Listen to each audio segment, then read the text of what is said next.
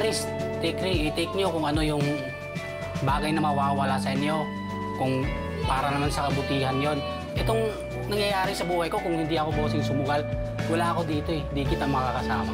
Kung di ko binenta yung motor ko, wala, kasama ko na lang dati, motor ko. Yun lang yung meron ako. Yung motor ko nga, binenta ko, tapos pinamatahe ko dito. Oh?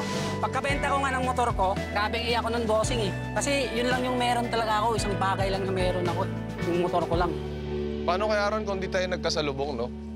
Siguro, nakauwi na ako ng Surigao bossing. Kasi last money ko na yun eh. Ayun, nagkita tayo. Ayun. Tapos ngayon nasa... Ngayon nasa Taiwan na ako, men! Hindi mo akala. Grabe ang buhay, no? Boy, putay na, bumangon kayo dyan. Bumangon kayo sa pagkalubog niyo dyan. Kaya niyo yan. Dati, sa damuhan lang ako natutulog. Mga kasama ko, di ako sinasamahan. Pero putay na ngayon, pre, nasa Taipei 101 na ako, oh.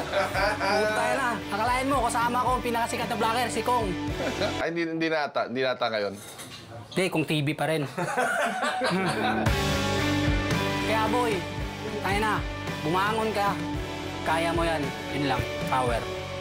Nice. Ganda na sinabi mo, ah. Well, babangon na nga ako.